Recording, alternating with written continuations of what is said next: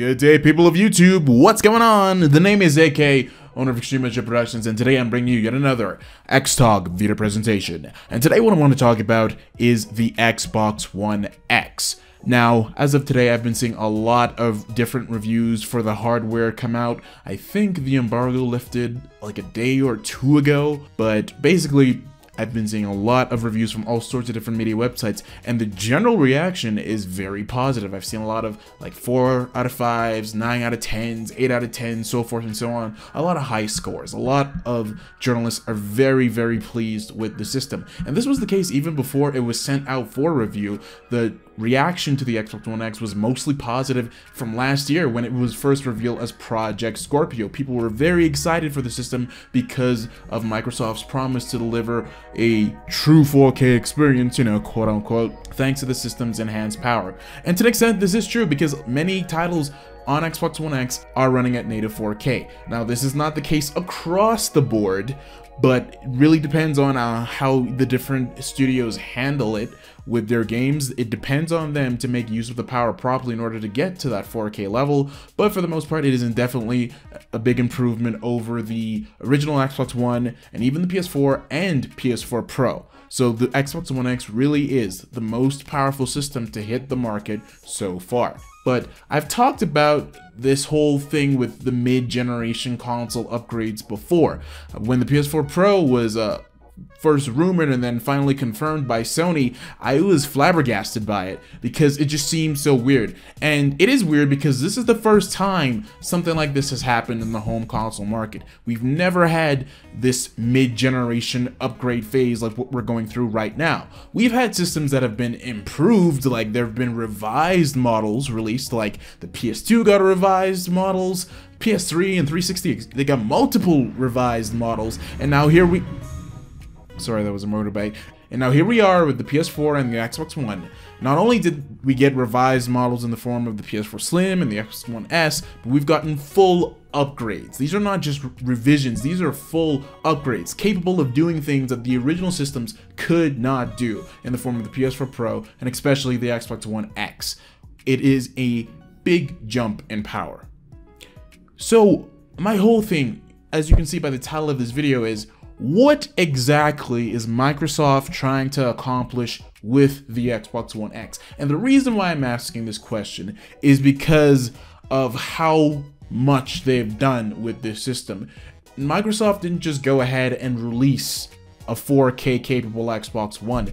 They went above and beyond. They pushed the envelope. The fact that we have the PS4 Pro, which is much more of a modest upgrade. It's a noticeable step up from the original PS4, but it is still eclipsed by the Xbox One X's power. But I'm not like over the moon by like, oh my goodness, it's 6 teraflops and 12 gigs of RAM. Oh, so amazing, man. It's best thing ever. No, I'm not like that.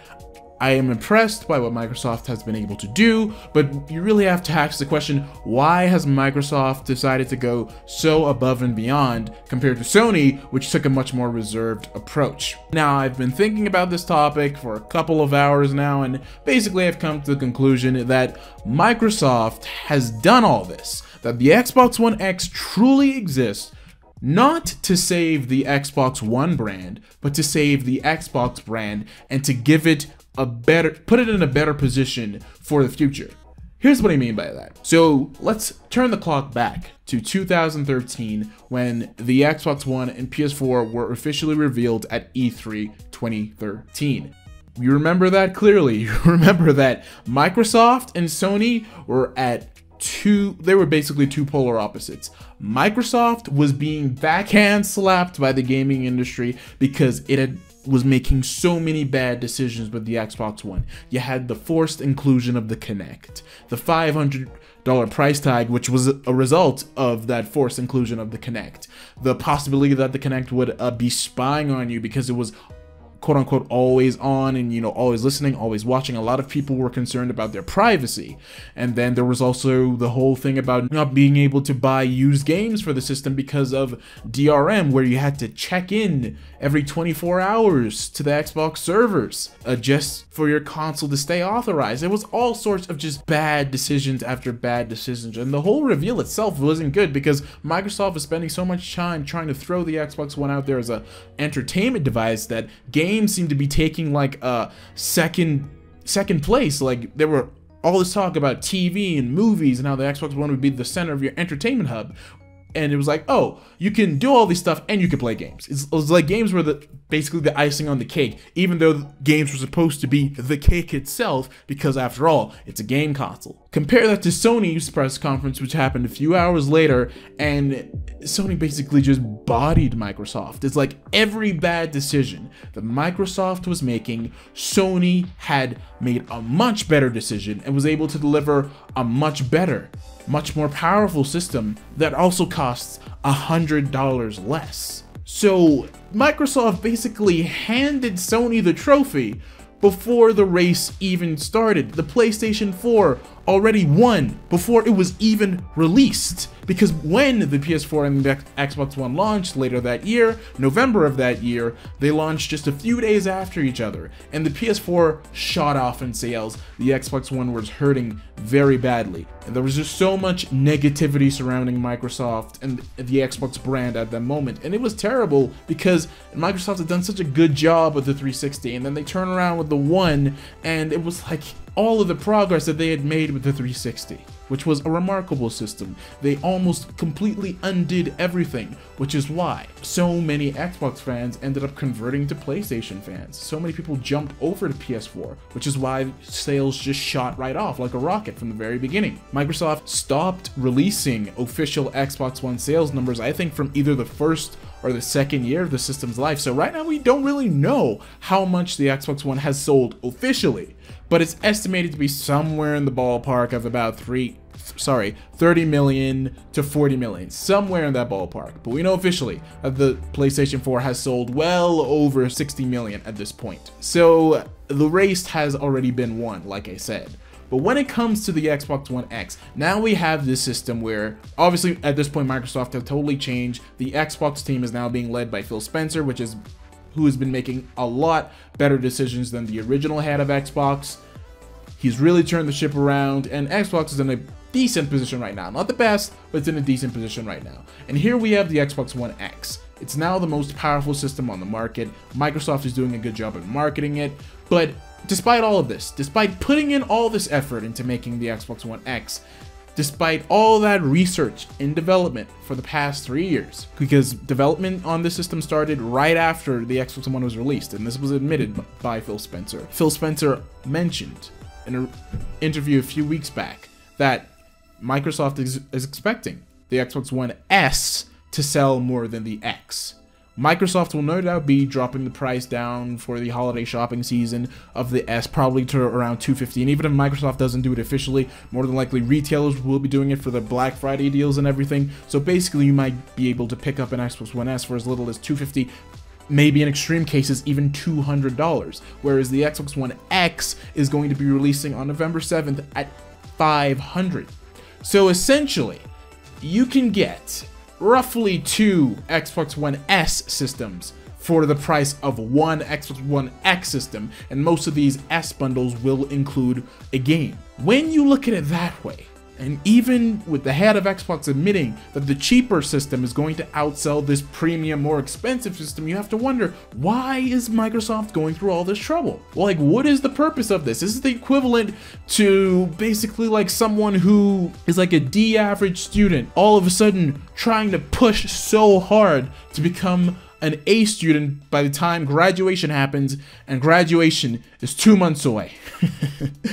At least in that scenario, hopefully that student can make it and they will be able to come out of this ordeal with a worthwhile prize. But in the case of Microsoft, they're fighting a losing battle here. It's an uphill battle, and their contender, the closest contender, of course, which is Sony, the PS4, is leaps and bounds ahead. Like, Sony is so far at the top that Sony could just drop everything, it could stop making strides with the PS4. It could just take a break and say, well, we'll just let the system do its thing for now. We won't bother putting out any more major new games. We're just gonna let the other guys handle it and just basically like take our hands off the PS4. They could do that. They could drop the PS4 right now and just let it coast along, and it would still be in a much better position than the Xbox One. So with Sony being so far ahead, it seems like Microsoft is trying so hard to position itself as being the best.